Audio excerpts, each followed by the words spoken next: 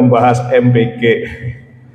Tapi MBG di sini bukan kaitan makan bergizi gratis, ya. Tapi berkaitan bagaimana kita Muslim bahagia, gembira, ya. Dan tadi disampaikan oleh pembawa acara, hari ini juga sekaligus nanti akan ada pelepasan jamaah haji dari keluarga besar jamaah ulul albab. Maka saya hubungkan saja ada dengan satu firman Allah surat Al-Baqarah ayat 200 dan 201. Ada kaitan haji dan kaitan tema yang akan kita bahas. Di dalam surat Al-Baqarah 200 disebut faminhum may yaqulu rabbana atina fid dunya hasanah wa ma lakum fil akhirati min khalaq. Kemudian dalam 201-nya wa minhum may yaqulu rabbana atina fid dunya hasanah wa fil akhirati hasanah wa qina adzabannar. Doa ini berkaitan dengan doa yang dibaca oleh para jamaah haji setelah menunaikan segala rukun dari rangkaian ibadah haji. Maka ayatnya menyinggung bahwa di antara manusia itu ada yang memohon kepada Allah. Permohonannya golongan pertama yaitu minta diberi hasanah fid dunya, tapi dia tidak mengharap hasanah di akhirat. Tidak ada bagian yang dia minta untuk kebahagiaan akhirat. Adapun orang yang beriman, yang beramal soleh, termasuk jamaah haji ulul albab ini, insya Allah doanya adalah permohonan supaya diberi hasanah di dunia dan hasanah di akhirat. Diterjemahkan kebaikan atau kebahagiaan di dunia dan kebaikan atau kebahagiaan di akhirat, wa qina adzabannar, dan dihindarkan dari api neraka. Ibu bapak jamaah rahimani wa rahimakumullah, kita kadang agak susah membedakan mana yang dimaksud bahagia dan mana gembira. Ini perlu kita kaji terlebih dahulu dari sisi bahasa dan maknanya. Secara bahasa bahagia, kalau ibu bapak googling mencari pengertian di internet, maka ditemukan bahagia, atau kita bahas dulu mulai gembira dulu, ya. Gembira itu adalah emosi positif yang sementara. Itu namanya gembira. Emosi positif yang sifatnya sementara biasanya muncul karena ada peristiwa yang menyenangkan. Seperti misalnya kemarin Lebaran kita dapat parcel, dapat THR, dapat hadiah, itu timbul rasa gembira. Atau mungkin adik-adik ini diajak untuk pelesiran, piknik, ya, itu timbul rasa gembira.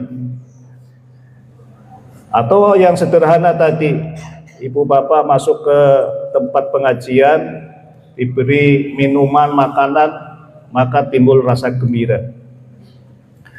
Adapun bahagia itu adalah kondisi yang lebih dalam dan lebih tahan lama, ya. Karena bahagia ini sifatnya lebih permanen dan timbul dari internal diri kita. Kalau gembira itu muncul ada faktor eksternalnya, maka kita bisa membedakan di sini. Gembira itu sifatnya sementara, bahagia itu sifatnya lebih tahan lama, lebih permanen, karena timbul dari memaknai konsep hidup Dan ini menjadi cita-cita kita di dalam menjalani kehidupan kita, yaitu di samping kita gembira atas segala peristiwa yang menyenangkan, tapi juga kita bahagia dalam menjalani kehidupan dalam kondisi apapun yang dihadapi. Nah, maka pagi hari ini mari kita coba kaji bagaimana konsep hidup mendapatkan kebahagiaan yang sejati. Ya. Karena kalau gembira kan sifatnya hanya sementara. Siapapun bisa mendapatkan gembira di saat mendapatkan sesuatu yang menyenangkan. Tapi cita-cita kita termasuk jamaah haji yang diminta kepada Allah itu bukan hanya gembira, tapi bahagia dengan doa yang ada dalam surat Al-Baqarah 201, yaitu permohonan fid dunya hasanah wa fil akhirati hasanah wa qina adzabannar.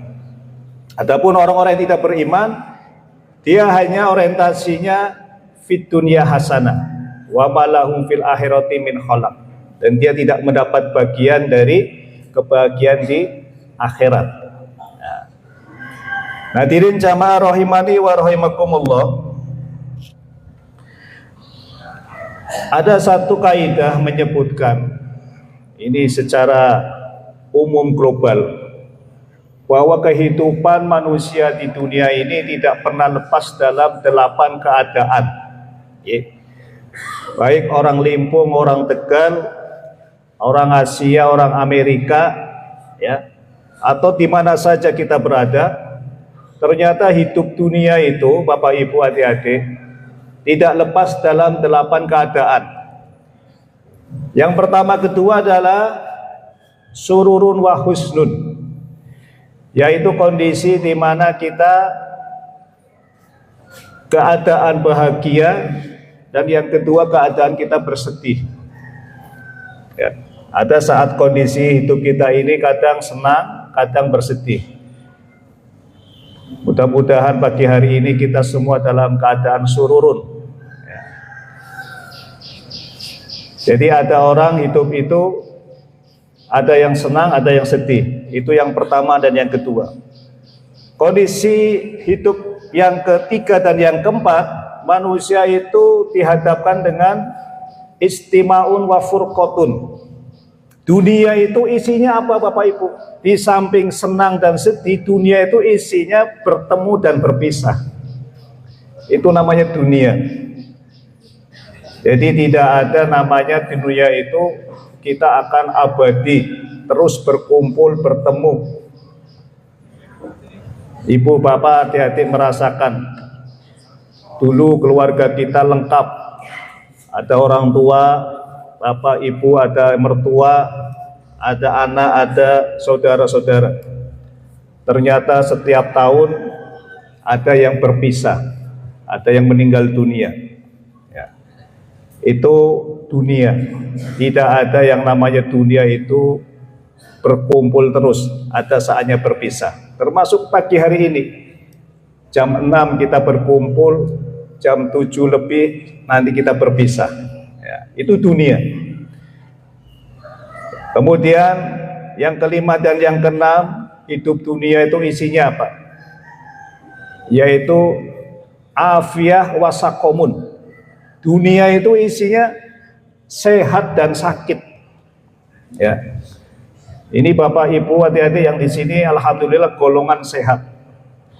Tapi di bagian lain, di rumah sakit, di kliniknya Dokter Berlian, itu banyak saudara kita yang sakit. Ya. Jadi dunia itu ya kadang kita sehat, kadang kita sakit. Ya. Dan yang ke-7 dan 8, dunia itu isinya yusrun wa usrun, yaitu kita kadang menghadapi kemudahan, kadang kesulitan. Ya. Inilah isi dari hidup dunia. Ada 8 kondisi. Yang pertama kedua tadi apa Ibu Bapak? Adik-adik saya ingat enggak? Ya, senang dan gembira, sedih ya. Senang dan sedih ya. Ya, senang dan gembira sama saja Pak. Ya, jadi kita berharap hari ini kita senang, jangan bersedih. Yang kedua, istima'un wa furqatun. Ya, kita bertemu, kadang berpisah. Yang ke 56 apa? Afiyah wa sakomun, sehat dan sakit. Yang ke-78 adalah yusrun wa usrun, ya, menghadapi kemudahan dan kesulitan. Nah, Ibu Bapak jamaah yang dimuliakan Allah, di dalam bahasa agama kita, dalam bahasa Al-Quran, kata bahagia, senang, ya, itu disebut dalam berbagai kalimat, ya. Ada farahun, ya, atau tadi juga sururun, ya. Farhan itu orang yang senantiasa menghadapi atau merasakan kesenangan. Farahun, senangan. Ada falahun, menang, ya, orang yang mendapat kemenangan. Qad aflahal mu'minun, sungguh beruntung, sungguh orang yang akan mendapat kemenangan, yaitu orang-orang beriman. Kemudian ada sa'adah, ya, disebut kebahagiaan, atau dalam surat An-Nahl 97 itu hayatan thayyibah, mendapat kehidupan yang baik. Diterjemahkan juga bahasa Indonesianya itu kebahagiaan. Ada juga mutmainnah, ya, ketenangan, ya. Jadi itu gambaran betapa Al-Quran menyebutkan kondisi hidup manusia itu idealnya adalah kita senang, ya, kita menang, ya, kita kenyang, dan utama lagi kita punya uang. Ya. Jadi hidup itu yang diarep-arep kita itu, ya, di samping kita senang, jangan lupa kita harus tenang, ya, karena ada orang senang tapi tidak tenang hidupnya, ya. Di samping itu kita menang, ya, dalam segala perjuangan dimudahkan, dan juga karena tenang, senang, menang itu juga butuh uang, ya. Maka kita juga mohon supaya selalu diberi keluasan rezeki. Nah, jamaah yang dimuliakan Allah, selanjutnya kita memahami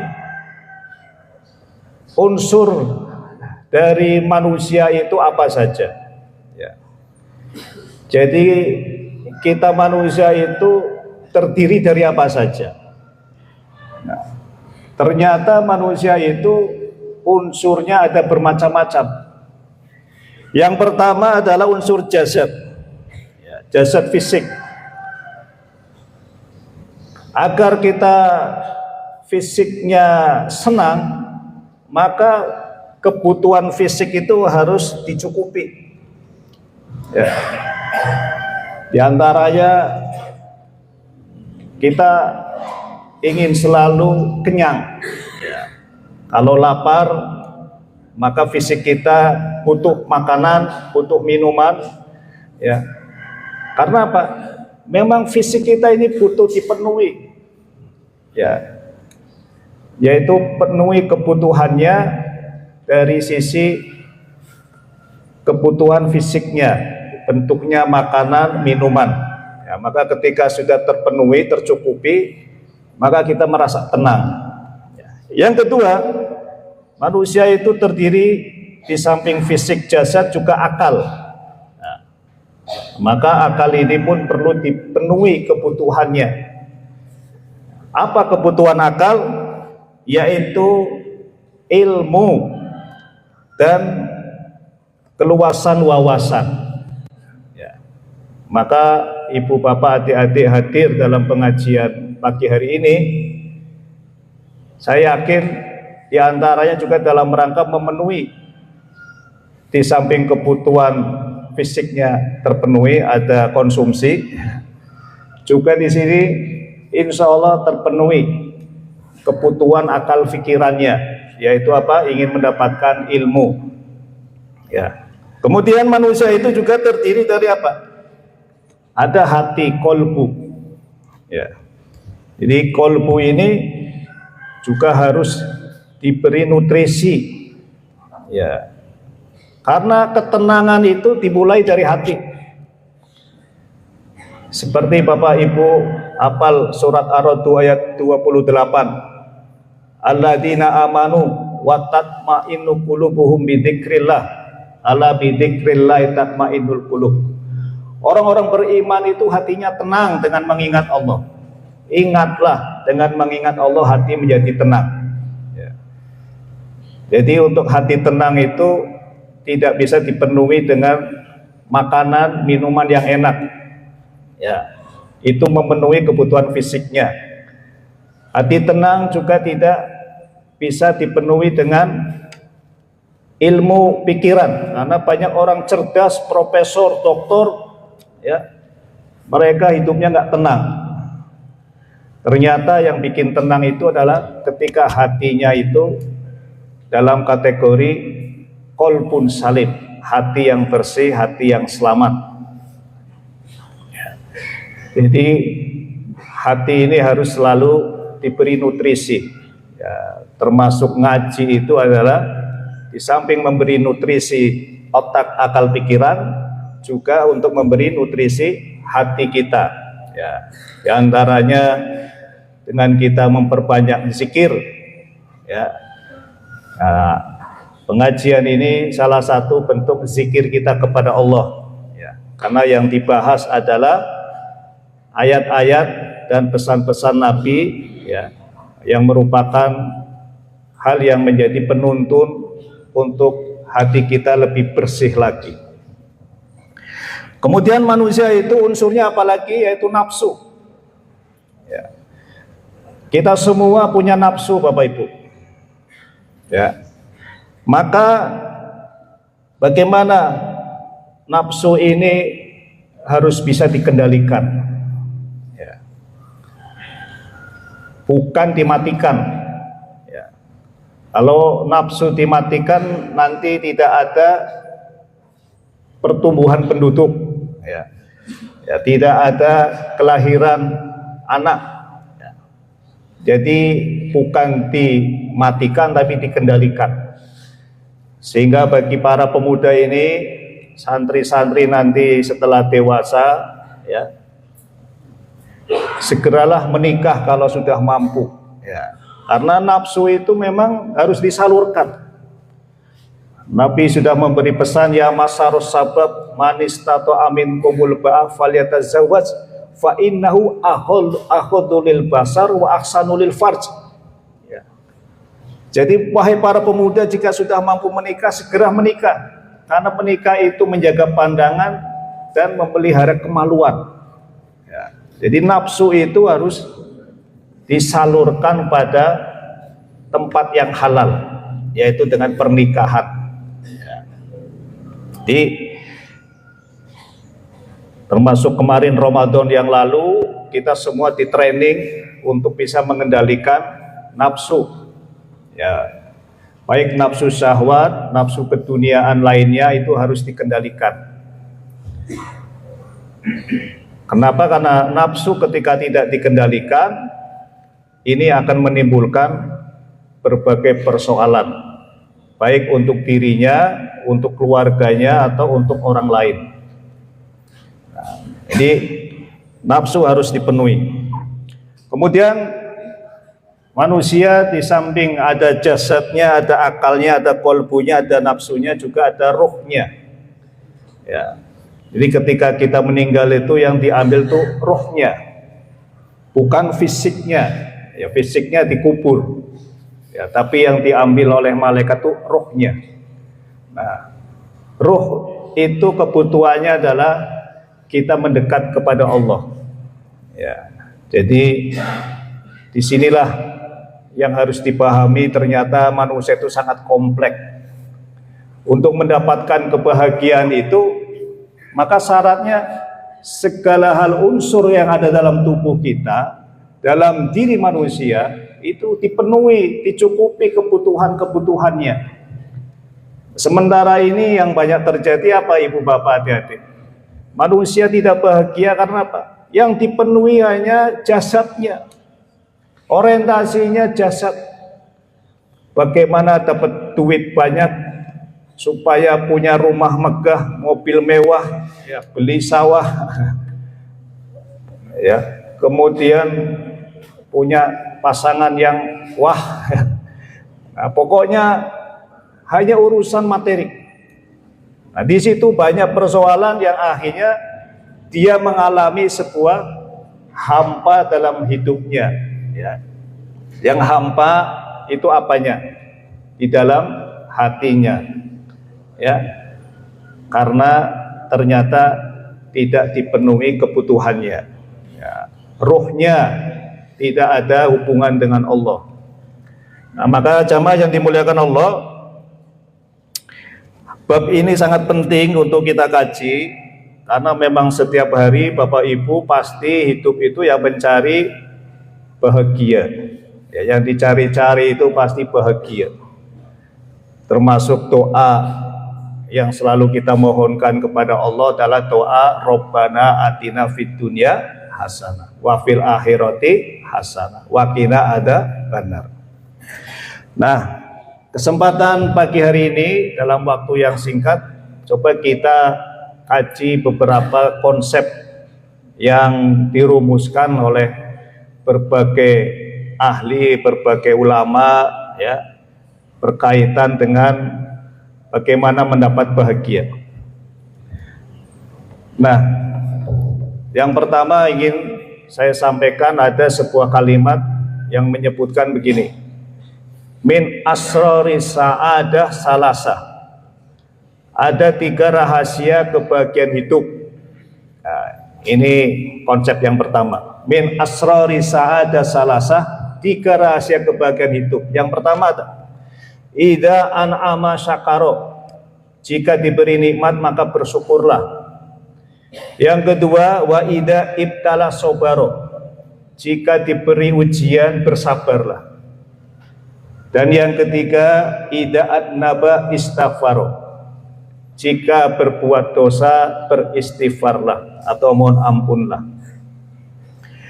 Jadi ternyata hidup itu ada 3 kondisi yang selalu kita rasakan, ya, tidak lepas dari apa? Yang pertama, saat kita sedang diberi nikmat, ya, seperti hari ini, pagi ini, Bapak Ibu semua insya Allah dalam kondisi sedang diberi banyak nikmat, ya. Semuanya sehat nih Bapak Ibu? Sehat, alhamdulillah. Itu nikmat yang sangat mahal harganya, ya. Maka nikmat sehat itu harus disyukuri, ya. Orang Arab mengatakan as-sihhatu tajun ala ru'usil asihah la yaro ilal mardo. Kesehatan itu bagaikan mahkota, ya, yang tidak bisa dilihat kecuali oleh orang yang sakit, ya. Jadi kesehatan itu bagaikan mahkota yang ada di kepala orang yang sehat, yang hanya bisa dilihat oleh orang yang sakit. Maka Bapak Ibu diberi nikmat sehat, itu adalah nikmat luar biasa. Maka idza an'ama syakara, jika diberi nikmat bersyukurlah, ya. Ini banyak orang sudah diberi nikmat sehat, nikmat sempat, ya. Sempat itu artinya nikmat waktu kehidupan. Ini tidak digunakan sebaik-baiknya, ya. Wa idza itala sabaro, yang kedua, jika dalam kondisi Bapak Ibu kita semua termasuk saya diberi ujian, ya. Namanya manusia itu, hidup itu tidak lepas dari ujian. Dan ujian itu Bapak Ibu dipahami itu bisa 2 bentuk. Ujian itu bisa dalam bentuk bisari, bisa bil khairi. Yang pertama, ujian itu bentuknya kebaikan, ya, seperti tadi kesehatan, kekayaan, kemudahan, ya, segala hal yang sifatnya baik-baik itu ujian. Apakah kita bersyukur apa tidak? Yang kedua bil bisyarri, yaitu dengan keburukan, yaitu bil khairi dan syarri. Ada ujian dalam bentuk kebaikan, ada ujian dalam bentuk keburukan. Misalnya diberi sakit, diberi sulit, ya, rumit, terjepit, sempit, ya, terlilit, ya. Nah, jadi orang yang diberi apapun kondisinya hakikatnya ujian. Dan yang ketiga, kebahagiaan itu adalah ketika kita itu menyadari ada salah dosa yang kita lakukan, segera mohon ampun. Ya, di situ timbul rasa ketenangan, mohon ampun kepada Allah, istighfar. Ya. Nah, jamaah yang dimuliakan Allah, itu yang pertama, ada konsep menyatakan seperti itu. Yang kedua, ada konsep lagi. Ada seorang guru kehidupan menyatakan begini, Bapak Ibu. Kalau Anda ingin hidup bahagia, rumusnya sederhana. Ya, rumusnya sederhana. Apa rumusnya? Fokuslah dengan dua hal. Ya, ini Bapak Ibu, supaya kita bahagia dalam hidup itu fokusnya dua hal. Apa? Fokuslah dengan apa yang dalam kendali kita, dan fokuslah dengan apa yang akan dipertanggungjawabkan di hadapan Allah. Hidup itu cukup fokus pada dua hal itu. Insya Allah hidup kita akan lebih tenang dan bahagia. Maksudnya bagaimana? Maksudnya hidup itu yang penting kita ini fokus dengan apa yang dalam kendali kita. Yang dalam kendali kita itu apa? Satu, pikiran. Yang kedua apa? Ucapan. Yang ketiga apa? Tindakan. Itu dalam kendali kita. Di luar itu semua, itu di luar kendali kita. Ya. Terjadinya bencana, cuaca, panas, hujan, terjadinya peperangan di Iran, Amerika, Israel, terjadinya berbagai peristiwa di lingkungan kita, termasuk omongan orang lain, ya, itu di luar kendali kita. Termasuk apa lagi, Bu? Termasuk bab rezeki. Besok kita dapat untung atau rugi, dapat rezeki berapa, itu di luar kendali kita. Maka kalau ingin tenang dan bahagia itu fokusnya adalah apa? Fokuslah dengan apa yang kita pikirkan, apa yang kita ucapkan, dan apa yang kita lakukan. Di luar itu bukan kendali kita. Nah, yang kedua, fokuslah dengan apa yang akan kita pertanggungjawabkan. Ya, jadi kita ini fokusnya apa? Fokusnya kira-kira apa yang nanti kita pertanggungjawaban di hadapan Allah. Nah, itu fokus. Gak usah terlalu banyak mikiri hal-hal yang tidak penting. Apa yang tidak penting, Bapak Ibu? Nah, ini saya sebut, kita ini sering terjebak, ya, dalam 6 kondisi yang bisa mencuri kebahagiaan. Ya, ini bab bahagia ya Bapak Ibu. Adik-adik sambil ngantuk nggak apa-apa, yang penting bahagia. Ya. Kira-kira apa Bapak Ibu yang bisa mencuri kebahagiaan hidup itu apa? Ya, supaya mudah diingat, saya simpulkan dalam 6M. 6M, ya, ini rumus 6M. M yang pertama apa? M pertama itu mengkhawatirkan masa depan. Ya, jadi orang harusnya hari ini bahagia, Bapak Ibu. Bisa tidak bahagia. Kenapa? Karena pikirannya itu terlalu, kalau bahasa Tegal itu apa? Kemajon, Pak. Di sini apa, Pak Ibu? Kemajon itu terlalu kejeron. Jadi memikirkan hal-hal yang belum pasti terjadi, dikhawatirkan tahun depan bagaimana, nanti cucu saya ini nanti masa depannya bagaimana, anak saya nanti bagaimana. Ya, ini kan di luar kendali, Pak. Jadi ada orang itu nggak bahagia itu karena terlalu khawatir, ya, dengan masa depan yang belum pasti. Yang kedua, M-nya apa? Meratapi masa lalu. Ya. Bapak Ibu pagi ini harusnya bahagia, ya. Tapi kenapa nggak bahagia? kemutan karo sing wis-wis. Ya. Jadi masa lalu yang sudah terjadi diemut-emut terus Pak Bu. Ya. Ini saya punya istilah. Jadi kalau yang pertama terlalu mengkhawatirkan masa depan, mencemaskan masa depan itu artinya dia terkena penyakit DSW. Ya, DSW itu derita sebelum waktunya. Jadi ada orang hidup itu menderita sebelum waktunya. Ya. Nah yang kedua ini yang terlalu meratapi masa lalu. Apa? Itu punya penyakit DTA. Nah, apa DTA? Derita tiada akhir. Jadi menderita dari dulu sampai sekarang. Ya, ada orang ditanya kok sampean tidak kelihatan bahagia terus.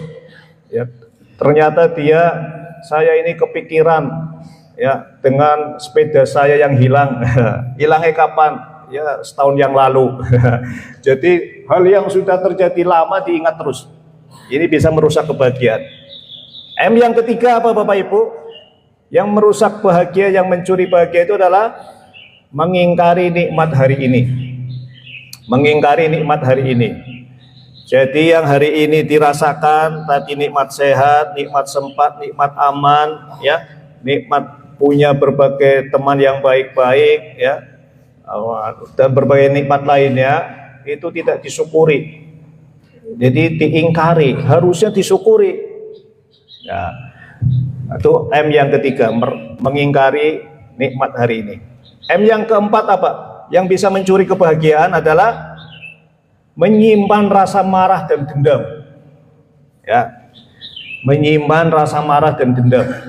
Bapak Ibu kemarin baru halal bihalal, bulan Syawal. Nah, ini sekarang sudah Dzulqa'dah. Nah itu halal bihalal kan intinya bagaimana kita memaafkan kembali apa yang sudah kita lakukan di masa lalu. Ya, walaupun sebenarnya ada preventifnya. Preventifnya itu kalau ayatnya kan wal qadiminal ghaidu wal afina 'anil nas. Preventifnya itu menahan marah, kuratifnya itu memaafkan.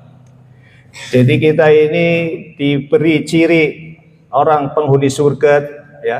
Orang-orang bertakwa penghuni surga itu oleh Allah itu berkaitan dengan emosi, bukan dengan ritual, ya. Karena disebut ciri penghuni surga itu salah satu disebut, ya, itu adalah wal qadiminal ghaidu wal afina 'anil nas, mampu menahan emosi marah. Kalau sudah terlanjur marah, wal afina 'anil nas, ya itu maksudnya preventifnya menahan marah. Kalau sudah terlanjur marah, jangan lupa segera maafkan. Wal afina 'anil, itu ciri orang bertakwa. Tapi kalau ada orang, ya, dia itu selalu menyimpan rasa marah, marah suwe orang marah orang mari-mari, disimpan dengan dendam. Nah, hati-hati Bapak Ibu. Ini orang ini bisa kena penyakit, ya. Orang-orang ini biasanya cirinya apa? Mudah cepat sakit, cepat tua, cepat mati. Ya. Maka ada buku dikarang oleh Dr. Fredrik Luskin, judulnya Forgive for Good, maafkanlah untuk kebaikan. Nah, ini sekarang menjadi terapi untuk menyembuhkan berbagai penyakit, ya, forgiveness terapi, ya, terapi memaafkan. Kalau Bapak Ibu ada orang tidak bisa tidur malam, ya, pokoknya kalau malam nggak bisa tidur, kalau tidur harus minum obat tidur. Coba orang ini perlu ditanya, ya, jangan-jangan punya masalah psikologi, punya emosi marah kepada orang lain, punya dendam yang tersimpan. Ini ada kisah nyatanya Pak Bu, ya. Ada orang dia nggak bisa tidur. Ternyata setelah ditanya, dia itu kalau malam ketika mau tidur teringat dengan orang yang pernah menipu bisnisnya, ya, sehingga kelap-kelip nggak bisa tidur. Nah, maka gimana cara menyembuhkan? Ya, menyembuhkannya konsep Quran tadi, ya, memaafkan. Perintahnya sangat jelas dalam surat Al-A'raf 199. Khudil afwa wa'mur bil urfi wa'arid anil jahilin. Jadilah kamu pemaaf, ya. Suruhlah orang berbuat kebaikan dan berpalinglah dari orang-orang bodoh. Nah, ini ayat yang menyuruh kita menjadi pemaaf. Turunnya ketika Nabi masih di Mekah, Pak Bu. Bayangkan Nabi di Mekah itu diintimidasi, didolimi orang kaum kafir Quraisy, tapi oleh Allah disuruh jadi pemaaf, Pak. Ya. Kemudian apalagi memaafkan itu keutamaannya bisa membuat dapat pahala, Pak. Kita ini bisa mendapat pahala.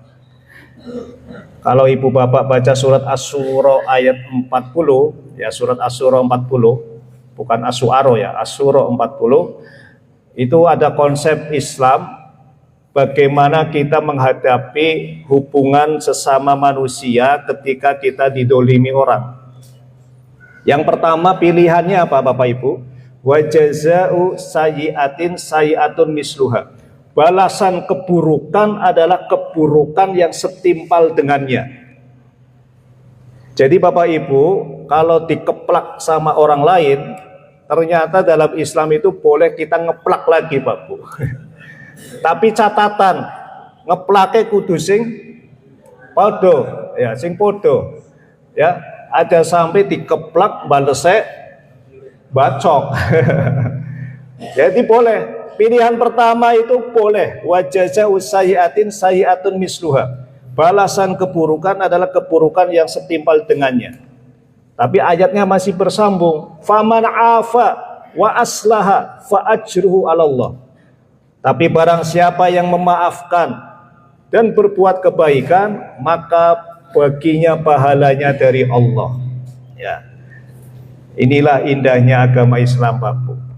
Agama Islam itu tidak ya dolim kepada orang lain. Kalaupun membalas dibolehkan, balasannya yang sama, ya.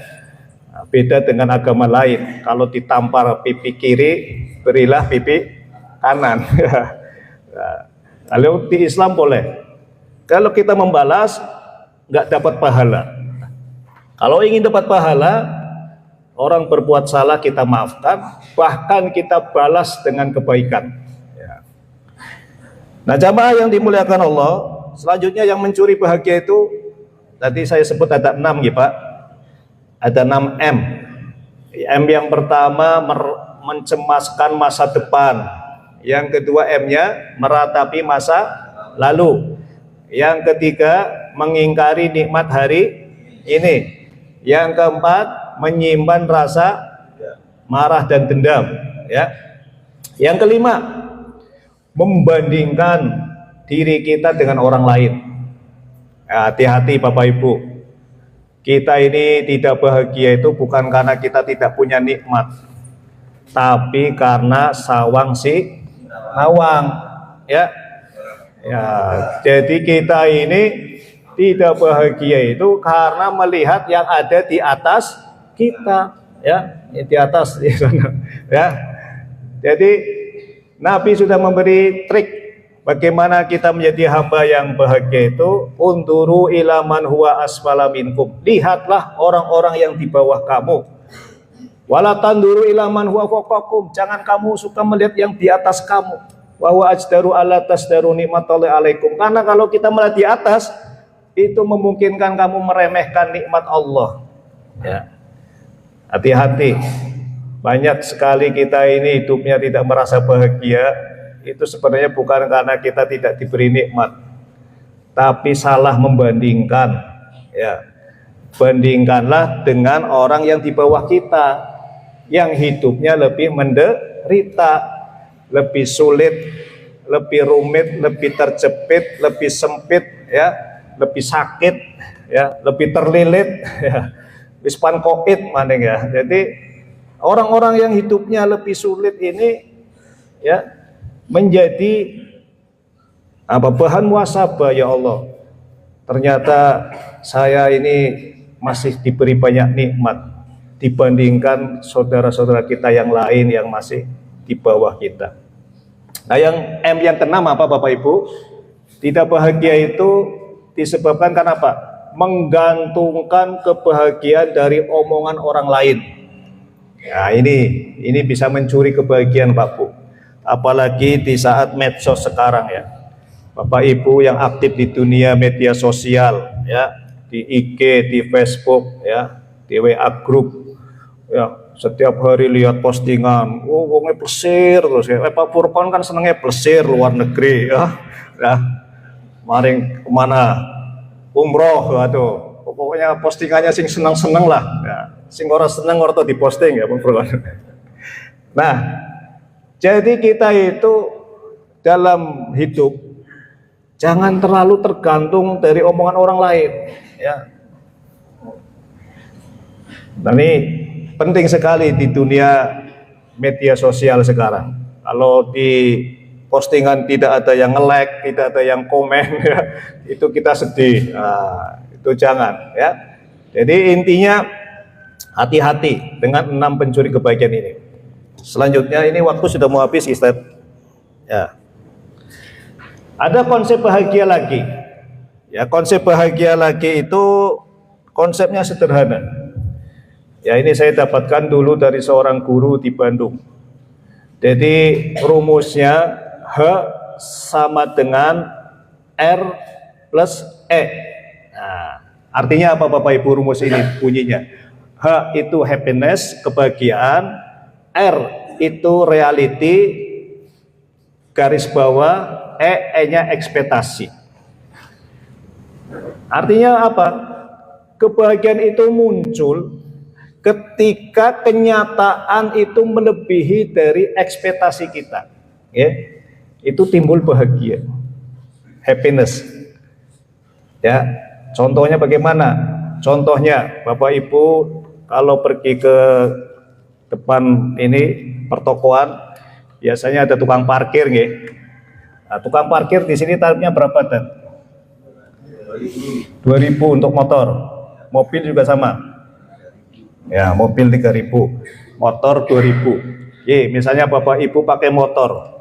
Nah, tukang parkirnya kemudian kita kasih 5.000. Wis ora usah jujul, Pak. Nah, tukang parkirnya itu langsung tersenyum, Pak. Bahagia, Pak ya? Ya. Karena apa? Dia ekspektasinya 2.000. Jebule oleh 5.000. Nah, disitulah Pak Ibu. Kalau ingin bahagia, rumusnya itu ya jangan terlalu banyak keinginan yang berlebihan. Ya, ekspektasinya jangan terlalu berlebihan. Ya, seperti kita misalnya memondokkan anak. Ya, ini Bapak Ibu di sini ada wali santri anak-anak yang mondok. Bayangannya itu jangan sampai pokoknya anak saya mondok itu lulus harus sudah hafal 30 juz, sudah pinter pidato, sudah bisa khotbah, bisa apa lagi? Ngimami, pokoknya pelajarannya ya nilainya dhuwur kabeh. Itu nanti Bapak Ibu bisa stres. Kalau kenyataannya anaknya belum bisa seperti itu, ya.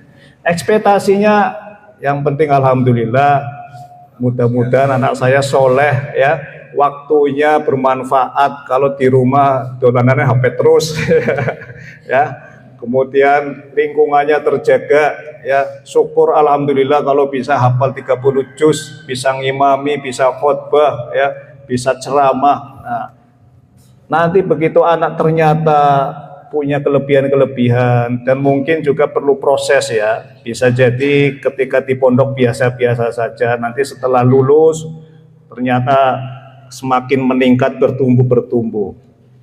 Dan seperti itu Pak Bu, tidak semua anak yang mondok itu di pondoknya baik, setelah lulus tetap baik, itu belum tentu.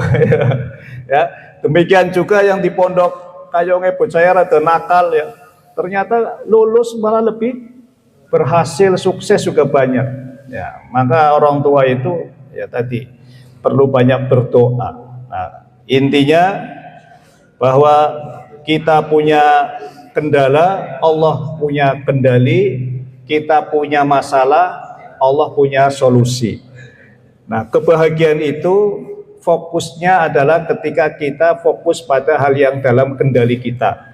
Ya, dalam kendali kita. Jangan kita ini seakan-akan yang mengatur berbagai macam peristiwa kehidupan. Karena prinsipnya dalam Islam itu, Allah itu adalah zat yang maha mengatur. Tugas kita adalah ibadahlah secara teratur, perbanyaklah syukur, jangan menjadi hamba yang kufur, sebab kalau kufur pasti hidup kita akan hancur. Ya. Kemudian jangan sampai pula berkaitan duit kita sampai mengorbankan tauhid, berkaitan kehidupan kita mengorbankan iman, berkaitan ibadah, ya berkaitan ma'isyah kita mengorbankan ibadah. Ya, yakinlah Bapak Ibu bahwa rezeki itu pasti akan hadir kalau Allah sudah tentukan. Ya, prinsipnya apa? Yang sudah takdir pasti akan hadir, yang sudah rezeki tidak akan lari. Karena yang sudah tertakar tidak akan tertukar, apalagi nyasar. Ya. Tugas kita itu ibadah, ya, ikhtiar dengan sabar, tidak perlu bertengkar, ya. Insya Allah semua urusan lancar. Ya. Allahu Akbar. Nah, demikian Bapak Ibu sebagai penutup. Pas jam 7 ya, sesuai mandat dari panitia ya, harus jam 7 selesai karena Bapak Ibu punya agenda ya. Tadi ada rumus bahagia lagi, fikir, dikir, plesir ya, enda aja kentir. Ya. Jadi ngaji secukupnya ya, jangan terlalu lama, yang penting isinya dan kita amalkan bersama.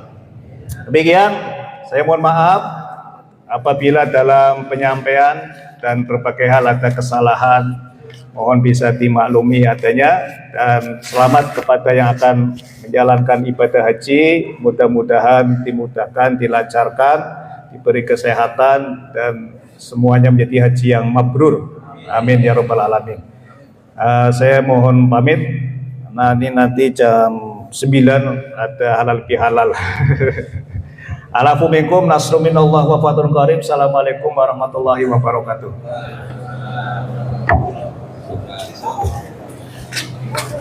Yeah. Mohon maaf untuk jamaah, jangan undang dulu karena akan ada pelepasan saudara-saudara kita. Hati warna Pak. Hati warna. Tidak haji. Exit tol. Yeah. Harusnya tadi ya, pas lagi ini suruh maju semua yang haji. Jam itu seperti bubar.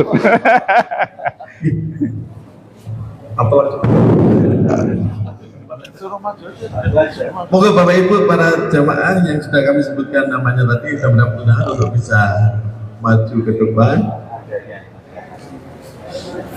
Seadanya Pak. Seadanya kapan ini? Ulangi sudah ada begini. Oh, tapi daerah ada pelepasan Muhammadiyah? Enggak, sudah. Ada KBH-nya? Ada. Piro jamane? 72. Oh ya. Itu Muhammadiyah apa Aisyah? Aisyah. Oh, di Tegal unik. KBH-nya loro. Bapak Ibu, Muhammadiyah no Aisyah. Tapi jamaah ke Aisyah. Aisyah 102, Muhammadiyah 82. Ya, Winaya, Bapak Mujiono, anak barang. Oh, dia punya sendiri. Itu juga orang Muhammadiyah kebanyakannya. Iya. Iya. Kebanyakan orang Muhammadiyah. Iya. Jamaah sini juga banyak yang bisa. Iya, karena figur sih ya. Iya.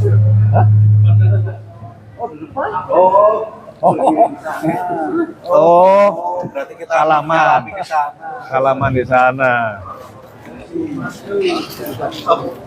Iya, Pak.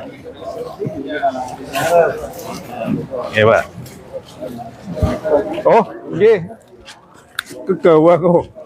Perolehan taat pagi ini taat pagi 3.098.000, RSI PKU Muhammadiyah 170.000, pembangunan SD Muhammadiyah 25.210.000, PAUD terpadu SD 640.000, total 29.338.000 Ruqyah.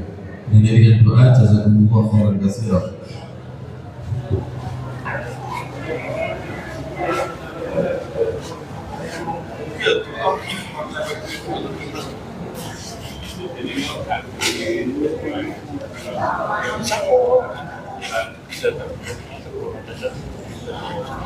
Bisa kita sampaikan untuk maju. Itu. Halo bro. Tak sih dan ya. Mau mau ini pakai. Boleh jadi kamu tak tahu. Agar apa?